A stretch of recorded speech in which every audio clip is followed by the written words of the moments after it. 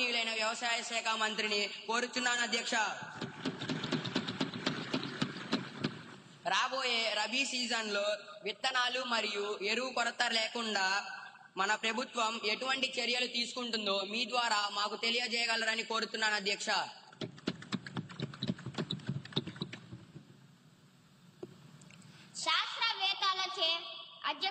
శాస్త్రవేత్తలచే పరీక్షించబడిన నాణ్యమైన విత్తనాలనే మనం సరఫరా చేస్తున్నాం అధ్యక్ష.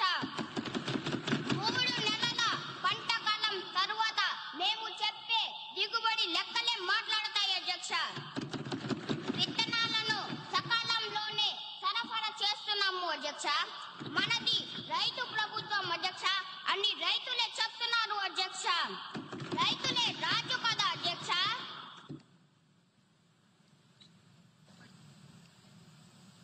Bro.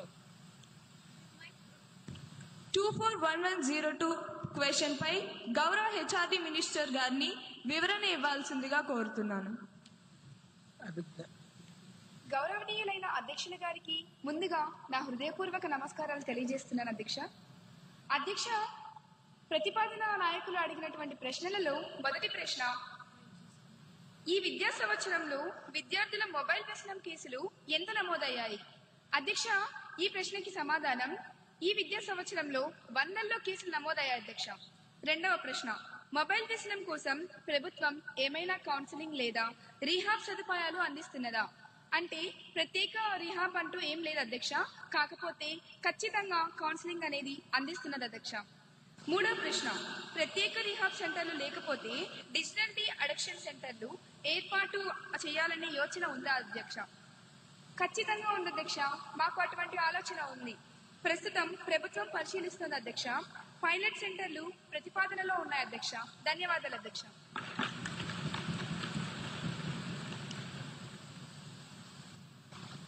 గౌరవ ఎమ్మెల్యే కుమారి నిహారిక గారిని సప్లిమెంటరీ క్వశ్చన్ కి అనుమతిస్తున్నాను. అధ్యక్ష, గౌరవనీయులనే మంత్రి గారు సమాధానం అద్భుతంగా ఉంది. కేసులు 100లో ఉన్నాయట అంటే ఖచ్చితమైన లెక్క లేదా అధ్యక్ష? లేక అది కూడా ఫోన్లో క్యాండీ క్రష్ ఆడుతూ లెక్క పెడతారా? పిల్లలేమో 5G స్పీడ్లో ఫోన్లను అతుక్కుపోతుంటే మీ ప్రభుత్వ చర్యలేమో ఇంకా 2G స్పీడ్లోనే పరిశీలన దశలోనే బఫరింగ్ అవుతున్నాయి అధ్యక్ష. ఆ పైలట్ సెంటర్లు భూమి మీదకు వచ్చే లోపు విద్యార్థుల భవిష్యత్ స్విచ్ ఆఫ్ అయిపోదా అధ్యక్ష? ధన్యవాదాలు అధ్యక్ష. అధ్యక్ష, గౌరవ సభ్యులు సాంకేతిక గురించి 5G గురించి బాగానే మాట్లాడారు అధ్యక్ష.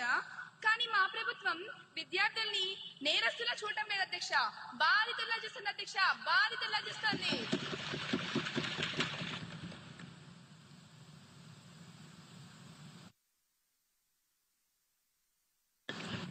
అసలు లెక్కలేవి 100లో అంటే సమాధానమైన అధ్యక్ష. దాట వేయకండి. పైలట్ సెంటర్లు ఎప్పుడు వస్తాయి? డేట్ చెప్పమనండి అధ్యక్ష. చెప్పండి. Silence silence. సభ్యులందరూ సభా గౌరవాన్ని కాపాడాలని కోరుతున్నాను.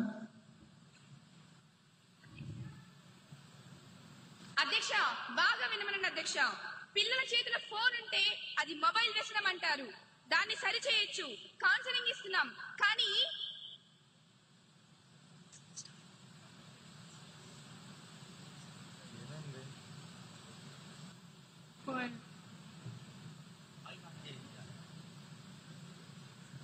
అధ్యక్ష, మా మైకులు కట్ చేశారా? మళ్ళీ కదల యాక్షన్ ఎప్పుడు? యాక్షన్ ప్లాన్ ఏది? కానీ ప్రభుత్వం ఏం చేసినా గుడ్డిగా వ్యతిరేకించే మీ మైక్ వ్యసనానికి మాత్రం ప్రపంచంలో ఏ రిహాబిలిటేషన్ సెంటర్ మందు కనిపెట్టలేదు అధ్యక్ష. పిల్లలకి కౌన్సిలింగ్ పనిచేస్తుంది, కానీ మీకు పని చేయదు.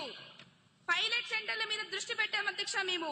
మీరు కేవలం అల్లరి మీద మాత్రమే దృష్టి పెట్టారు అధ్యక్ష. తేడా అదే అధ్యక్ష. ధన్యవాదాలు అధ్యక్ష.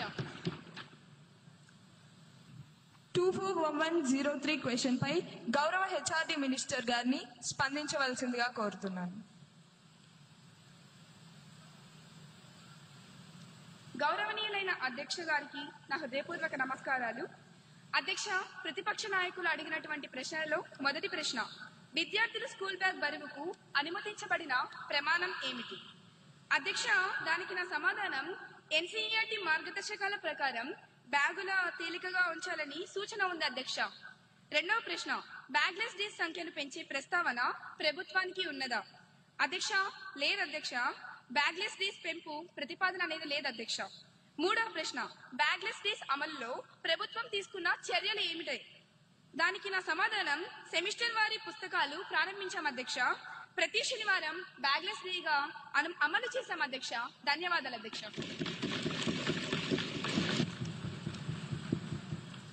గౌరవ ఎమ్మెల్యే లక్ష్మీ నరసింహ గారిని సప్లిమెంటరీ క్వశ్చన్ కి అనుమతిస్తున్నాను.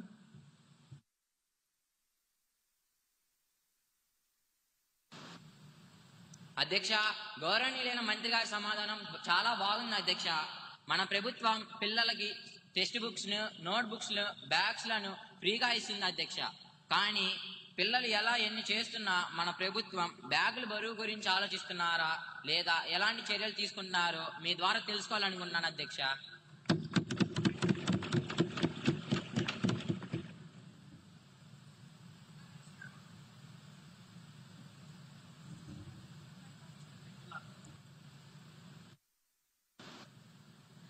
అధ్యక్ష, గౌరవ సభ్యులారా, మేము సెమిస్టర్ విధానం తెచ్చాం, సెమిస్టర్ సిస్టమ్ ను తెచ్చాం. అంటే సగం పుస్తకాలే ఉంటాయి అధ్యక్ష.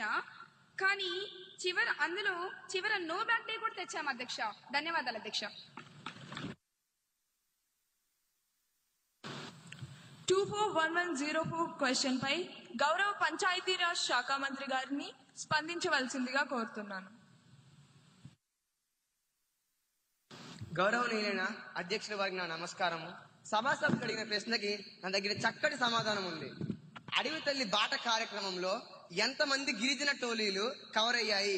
దీనికి నా సమాధానం, గుర్తించిన గిరిజన టోలీలు 250 మంది. అందులో మొదటి దశలో 100 టోలీలను కవర్ చేశాము. రెండవ ప్రశ్న, ఈ కార్యక్రమం కోసం ఇప్పటి వరకు ఎంత వ్యయం జరిగింది? ఇప్పటి వరకు 1000 కోట్ల వ్యయం చేశాం.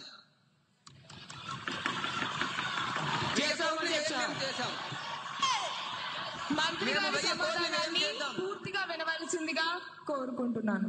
ఇంకా ఎన్ని గిరిజన ప్రాంతాలు కవర్ అవ్వాల్సి ఉంది? మిగిలిన ప్రాంతాలను ఎప్పటిలోగా పూర్తి చేస్తారు?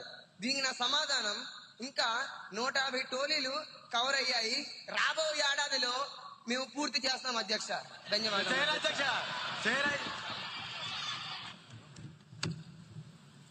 గౌరవ ఎమ్మెల్యే కుమారి ఉదయశ్రీ గారిని సప్లిమెంటరీ క్వశ్చన్ అడగడానికి అనుమతినిస్తున్నాను. గౌరవనీయులైన అధ్యక్ష, ముందుగా అవకాశం ఇచ్చినందుకు ధన్యవాదములు. అధ్యక్ష, మంత్రి గారు సమాధానం చెప్పేటప్పుడు గణనీయమైన సంఖ్య అని చెప్పారు. కానీ అంకెల్లోనే స్పష్టత లేకపోతే ఇంకా అభివృద్ధిని ఎలా కొలుస్తాం అధ్యక్ష? మా ఆవేదన ఒక్కటే అధ్యక్ష, గిరిజన టోలీలు ప్రధానంగా గ్రామీణ ప్రాంతాల్లోనే ఉన్నాయి అధ్యక్ష.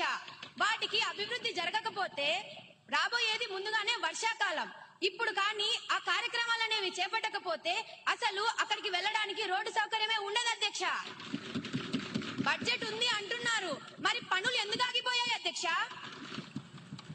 దయచేసి దశల వారీగాని దాటివేయకుండా వచ్చే అయిపోయే ఆర్థిక సంవత్సరం లోపు వీళ్ళు స్పష్టమైన లెక్కలను ఇవ్వగలరా అధ్యక్ష?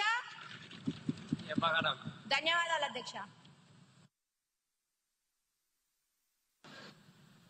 సభ్యులు అడిగిన ప్రశ్నకి నా దగ్గర చెంపదెబ్బ లాంటి సమాధానం ఉంది. గౌరవ సభ్యులు లేవలెత్తిన పాయింట్ చాలా విలువైనది. నేను అంకెలను దాచదలుచుకోలేదు. నిజమే, కొన్ని తండాలలో అటవీ శాఖ అనుమతులు రావడంలో జప్యం వల్లే పనులు ఆలస్యమయ్యాయి. ఇది వాస్తవం. సభ్యుల ఆందోళన దృష్టిలో ఉంచుకొని సభకు హామీ ఇస్తున్నాను, వచ్చే వారం సంబంధిత అధికారులతో మరియు ఆయా నియోజకవర్గ ఎమ్మెల్యేతో ప్రత్యేక సమీక్ష ఏర్పాటు చేస్తాం. వర్షాలు మొదలయ్యే లోపు పెండింగ్ లో ఉన్న 20 తండాల్లో పనులు ప్రారంభించి మార్చి లోపు పూర్తి చేస్తాం. నిధులు కొరత లేదు, చింతకన్నా శుద్ధి అంతకన్నా లేదు. ధన్యవాదాలు అధ్యక్షుడు.